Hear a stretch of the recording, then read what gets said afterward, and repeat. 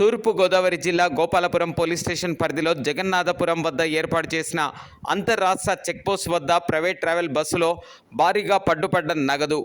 ఎటువంటి అనుమతులు లేకుండా సూట్ కేసులో తీసుకువెళ్తున్న ఒక వ్యక్తి దగ్గర 2,40,00,000 రూపాయల నగదును Gopalapuram SI curry Satish seize చేశారు.